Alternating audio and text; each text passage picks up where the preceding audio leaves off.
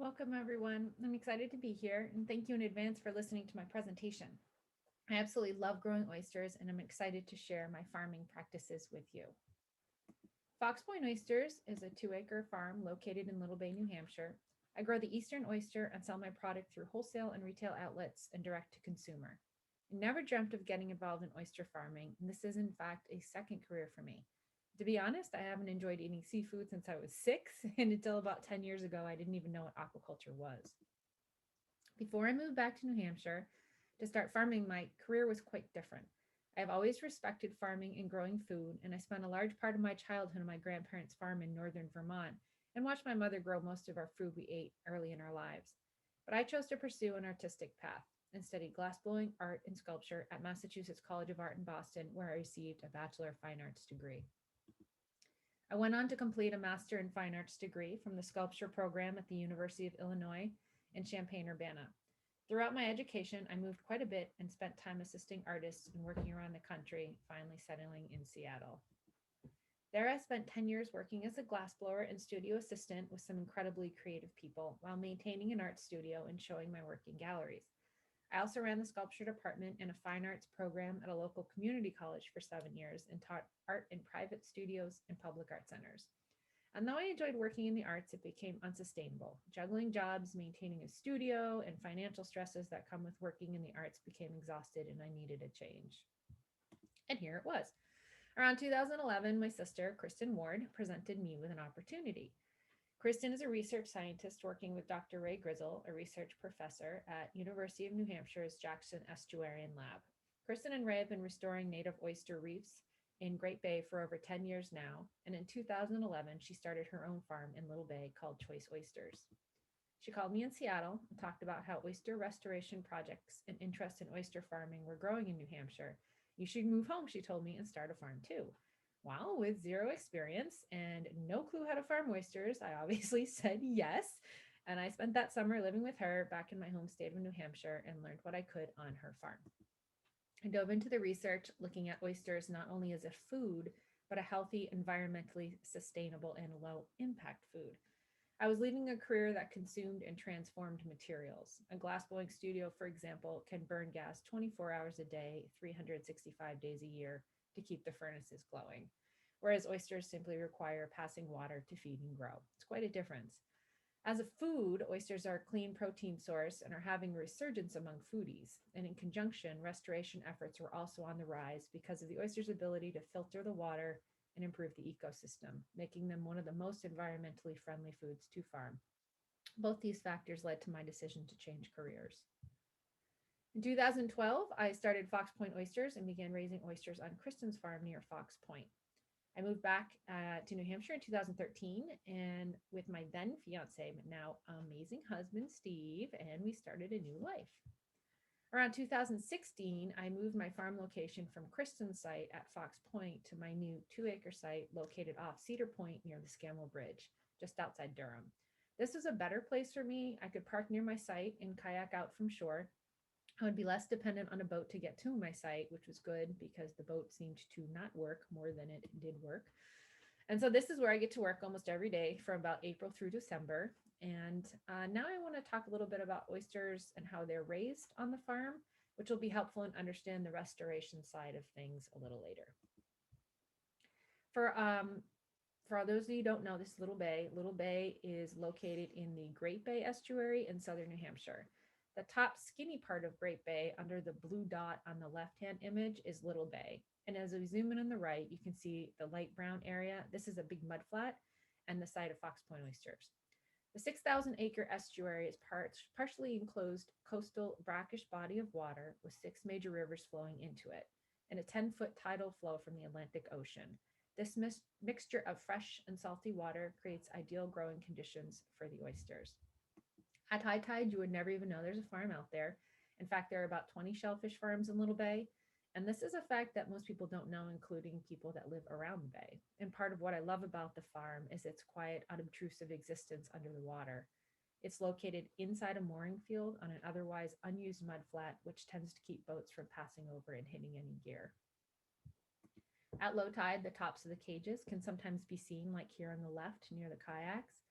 I generally work at low tide and flip the cages up, as you can see behind me in this picture.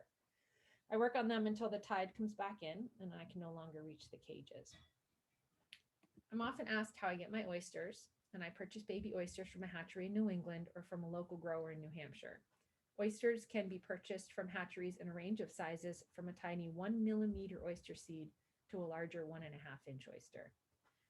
Oysters are less expensive the tinier they are, but when you buy them small, you have to place them in an upweller until they're big enough to be placed in cages on the farm. This upweller, also called a flepsy, is basically a floating dock. The blue barrels on the sides have mesh bottoms where the oysters sit. A motor draws water up through the barrels and past the oysters, where they pump and filter nutrients out of the water naturally. We never feed the oysters. Oysters can double in size in just a few days using this system. And it does, however, require a ton of monitoring, cleaning, and sorting, and not all farmers use this method. When the oyster seed grow large enough to survive transfer, I place them on the farm. I also purchase larger oysters directly from the hatchery so they can skip the upweller altogether and go straight out to the farm. Out there, I place them in mesh bags and then in oyster condos. And as they grow, I transfer them into larger mesh bags, which allow for more water flow and therefore more food. At this stage, my main job is to gently shake the bags and scrub off the algae and sea squirts that make their home in the gear. This cleaning and shaking also allows for more water flow. The bags and cages help protect the oysters from predators when they are small, like crabs and drills. When the oysters reach about 1.5 inches, I remove them from the bags and place them in open mesh trays or directly on the bay floor, where I can continually rake and sort them for harvest based on quality and size. Most of the time on the farm, I'm cleaning gear and tumbling the oysters. Shaking and handling oysters helps strengthen their muscles as they close and hold tight during the process, and knocking the shells off will break off all the new growth and send strength back into forming a meatier oyster with a deeper cup. Many farmers sort and clean oysters on a boat using battery-powered tumblers, sorting machines, and pressure hoses. I recently sold my boat and have developed floating gear to help me sort and clean the oysters by hand. I prefer to get in the water anyway and work whenever I can. It's a cleaner, gentler way to handle the oysters. It takes about 2.5 to 3 years for oysters to reach a mature, approximate 3-inch harvest size here in the cold waters of New England. The flavor created by the incoming tide and the water from the Bellarmine River next to my farm creates a briny meat with a hint of fruit and a clean finish, and the taste is unique to my oysters specifically, because much like a wine, the location where the oysters are grown dictates their specific flavor. This is an important feature of shellfish and one I emphasized when I started selling in 2015. When I finally began selling oysters, I started with one wholesaler and then reached out to some small retail grocers. If someone contacted me about buying them directly, I would negotiate a time to meet after the tide came in and sell them from the parking lot. I also started selling at farmers markets in Dover, where I live, and to a few restaurants. A few years into selling, I started shucking at events and weddings. I found that people were interested in knowing where the oysters came from and meeting the farmer. And I love watching people enjoy what I grow. It's such a cool experience to see all your hard work paying off in the happy little faces. And this is like the cutest kid ever. Probably the youngest one to eat my oysters too. I also started offering farm tours to give people a direct experience, learning about sorting through, scrubbing, and harvesting their own food, a true farm to table experience. And I like meeting new people from a variety of backgrounds, and their perceptions of the farm can lead me to think differently. The center photo is a group of educators from New Hampshire College on a workers' retreat, and the Boy Scouts there at the bottom descended on the farm one day after a camping trip. I think it's important to share what you know, especially the younger folks who might take an interest and learn to treat the water with respect. Jim on the right came out for a tour and decided to help out all year. And then Tom in the upper left brought his wife out 2 or 3 years ago for a tour, and he thankfully still hangs out there shaking and scrubbing. He considers it a break from his daily life, and I consider it incredibly helpful. And this seems to happen quite a bit, which is awesome. And I feel really, really lucky. I have some great friends that also hang out and help, and I am pretty sure they kept my business afloat and kept me sane over the years. In 2020, I was ready for my best year yet. I was all set to supply my wholesalers, restaurants, and retailers that I'd been working with, and to increase the number of events I participated in. COVID stepped in, and as we are all aware, put quite a spin on things. No restaurants, no wholesale, no events. In April, I decided to switch to 100% direct-to-consumer retail and try to figure that out. I started selling oysters on the side of the road and adjusted my website to take online orders and payments as well as take payment on site. Social media and marketing has never been a strong suit for me, but I tried. And it somehow worked. I started harvesting and selling exclusively to consumers while the world figured out how to deal with COVID. I learned a ton from this experience. First is that selling direct requires an enormous amount of consumer support via email, text, and phone. As the sole employee of Fox Point Oysters, this was a little challenging for me. And my time standing on the side of the road selling oysters keeps me from the farm work. On the positive side, however, it got me in direct contact with the customers. I answered questions, did shucking demos, and swapped recipes and cooking techniques. I constantly updated my website to answer the questions I was being asked and was able to increase sales and grow some hype around the local oysters. The direct sales also helped make oysters more accessible and less of a fancy food or an event specialty, so to speak, and became part of some people's weekly diets. So I suppose I took some of the glamour out of getting a plate full of perfectly shucked oysters for a restaurant into a fun pick up and check your own experience. And with COVID, I think people were looking for that outlet. This is a photo of my neighbor's yard. He often gets my leftover oysters and found about 20 ways to prepare them, including this one right on the hot fire pit. And I like the local immediacy of selling to people in my community. I met other farmers, producers, and business owners this way, and it has dramatically changed the way I personally purchase food. By around June, which is still early in the selling season for me, I was getting a little bogged down with running the farm and selling direct while maintaining a web presence. Sales were okay, but I need to find some new outlets that it did not involve me standing somewhere to sell. I found COVID was helping small local farm stands become more popular, which I loved. So I began working with two places, the Daily Hall, who brings fresh locally caught fish to a variety of farm stands and CSA pickup locations, and Three River Farmers Alliance, who began a VeggieGo program delivering fresh produce and farm goods to people's homes.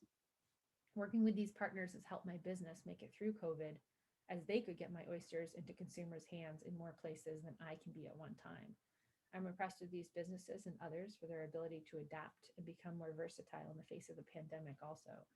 And although it would be easier to drop off, say, 1,000 oysters to a wholesaler at one time and more difficult to sell a dozen at a time off the boat, direct sales kept me afloat in 2020 for sure.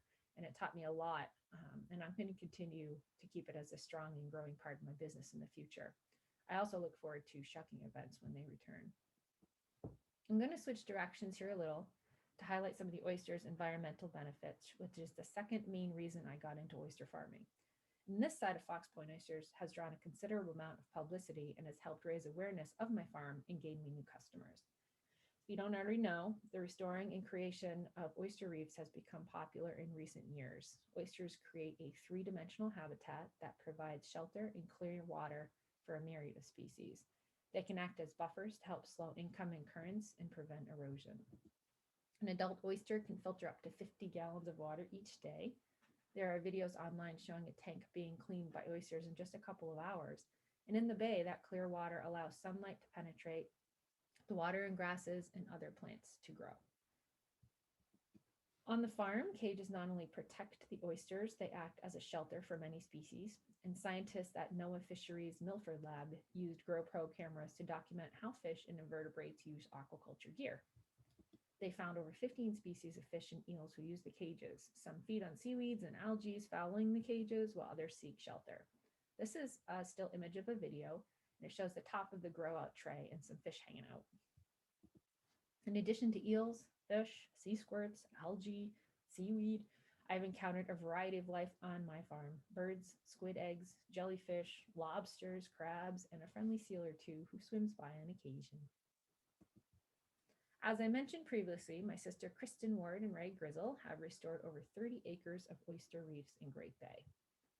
The Nature Conservancy has been doing similar restoration work, and they often partner with Kristen and Ray to share resources. And their collaboration has led to a few partnerships with actual farmers. And for the last couple of years, I've been raising spat on shell for the Nature Conservancy that eventually makes its way to a restoration site.